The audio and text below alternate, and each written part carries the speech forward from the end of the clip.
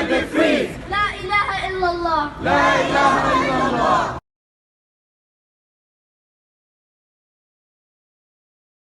Palestine will be free. Palestine will be free. From the river to the sea. From the river to the sea.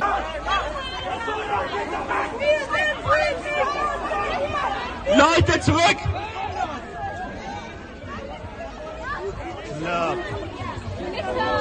Liebe Leute, zurück! Einmal zurück! Bitte zurück! Bitte zurück! On Friday, I participated in a vigil in Muenster. The vigil was about commemorating the people in Gaza who lost their lives due to the ongoing Israeli aggression since October 7th. And it was also about mourning together, about emotional support, and also about drawing people's attention to the situation in Gaza and to the situation in Palestine in general. It happened at the train station in Muenster, and it should start at 7 p.m. And I was there already 30 minutes earlier. And when I arrived, I've seen already, 14, 15 police cars. I was shocked. There were a lot of police officers with helmets, and even there were 5 security people from the train station. And we started the vigil. We put all the candles down and some posters, which the police already checked. They had a translator because there were 2 or maybe 3, I think 2 posters written in Arabic, but they had from the police themselves a translator, and everything was fine first at the beginning. And there were 3 or 4 of these 5 groups around us, and one big line on the street behind us. But from the moment I started, it was peaceful, and people were expressing their views on the mic and chanting like always. And there was young people, old people, people with pushchairs, all sorts of age demographic was there. And to me, it was very peaceful. And then I think the police took issues with 2 phrases. Before we start, that we have to read out the criteria of the police, and I did that. We had to say that it's not allowed to say anything that's anti-Semite. We're not allowed to question the existence of the Israeli state. No hate speech, but to say there was no specific words, they didn't say don't use these phrases, otherwise they spoke about flags, that we're not allowed to have these criteria for not longer than 250 centimeters, and things like that. So then after that, everyone understood, and we start the vigil, and someone spoke, and we directly, even I think at the first or the second speech, we were directly, or someone, not me, spoke to the police and explained the police brutality from the last demo, explained that they're on the wrong side and that they are right now protecting something which is not right, that we are facing violence. And there were 2 phrases. One was from the river to the sea, Palestine will be free, which we shouted a couple of times.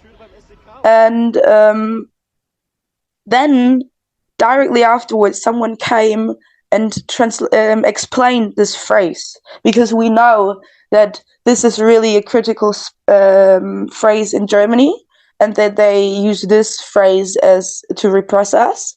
So there was someone explaining the phrase and saying this has nothing to do with something about Jews.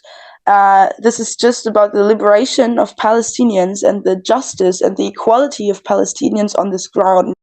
After that, suddenly, I don't know how many, but I would say maybe 10 minimum, cops in all this, with their heads on, their helmets and everything, brutally ran from behind, from the street, into the crowd, and pushing us away. Really, people were just standing there. They were pushing them, screaming, showing their total power.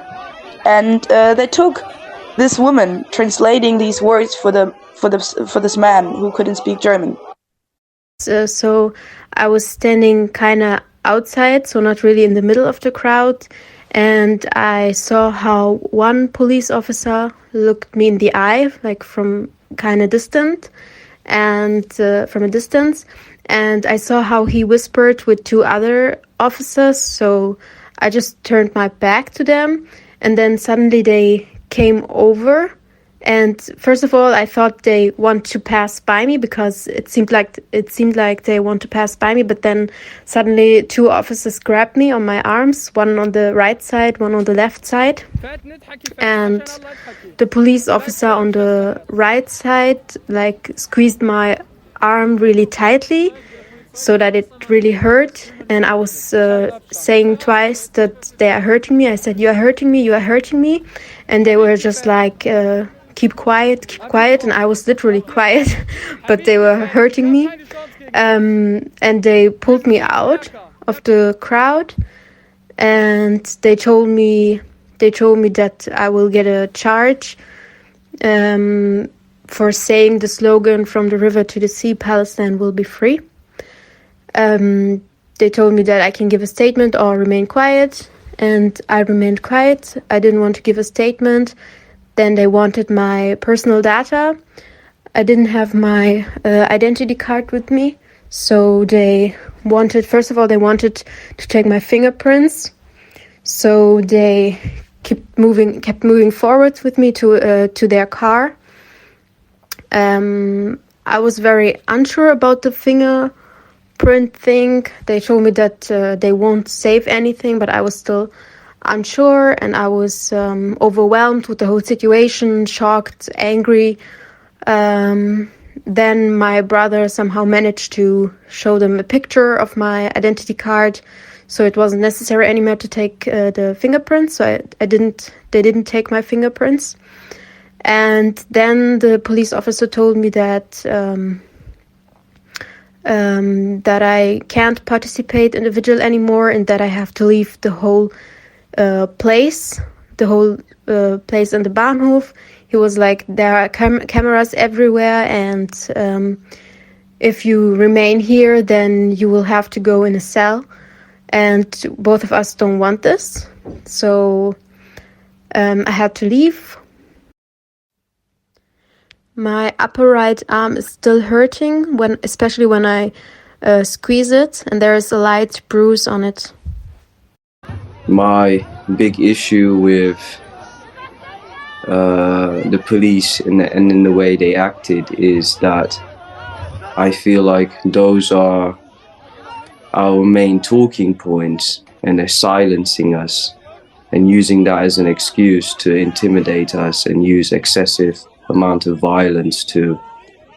And I feel like that is like, we're losing our right to express ourselves, because I think it's fundamental for us to be able to say those things, because those are the things that are happening. And we were so peacefully from the start, but also when this brutality happened, we faced brutality. People got hurt. Someone was taken from us without really understanding.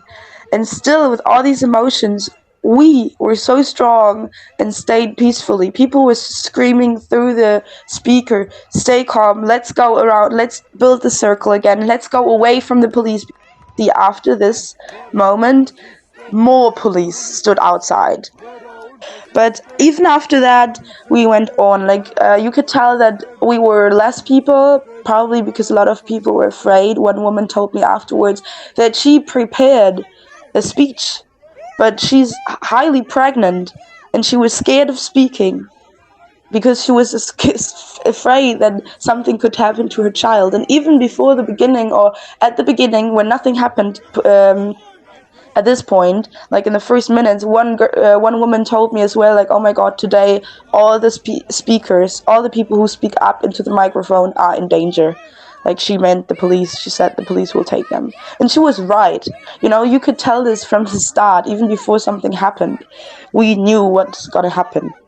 at one point, they came again, the third time, being aggressive. Or maybe it was also while they took the second person, but I think it was the third time where they came from the side. And they stood on the candles, like you heard. Couldn't see it, but I heard how like candles were flying, like on the ground. And they stood on our posters and they took them. Like before we could start, they read all of the posters and said they are fine. And then in this, while nothing happened, we were totally peaceful again. They started an aggression, pushing us away to get in the circle. They stood there even for quite a while, like 5, 6 police officers looking at us, and taking these. Not all. I think in the end there were 2 left, but there were more posters. So they took them. On these posters were written down 10,000 dead people, 4,000 dead children in Gaza. So these posters, which are like, these numbers are down in the media, but you know the German media don't want to speak about the numbers of dead Palestinians. It was like they had no self-awareness of what the situation was and how their actions went inside, you know, pain and anger from the people attending, because they would just abruptly run into the middle of the vigil and surround the placards and the candles, but without any care, and kick them and walk over them and stuff. And yeah, this is an act of aggression and an act of unnecessary force. They are constructing such a violent moment and picture for the outside. That's what they do, you know. They come with all these cars just to show that, oh my god, for people who just cross the street and want to take the train, so that they're like worried and think like, oh my god, what is going on here? This looks criminal. This is, in my opinion, the reason why they do all of that, to just make us look like criminals and aggressive. I think it looks just dangerous. And they took me and told me then that I can have all the posters of us back. And I said, like, can I put them down? Like, are they fine? And she said, like, yeah, they're fine. So you can tell by taking these posters, it was just showing their power and creating repressions on us, but also trying to make us angry to create a picture of violence. So 2 people were taking, a lot of police brutality and power show of them. It was crazy, yeah. So it makes no sense. They forbid us flags, but you can see Monday demonstrations where Nazis are walking with Reichskriegsflaggen and they're loud. They want to silence us, but we said we were just gonna be bigger, we're gonna be bigger. And for speaking facts like that Israel is murdering children, and when we are not allowed to say that Israel murders children, then for me that's not what I understand under freedom of expression. So for me it's only a lip service. And it's crazy that in 2023 in Germany you can't express yourself in a way that is healthy and is necessary, you know, to highlight the crimes that the Israeli government is committing, the fascist right-wing Israeli government.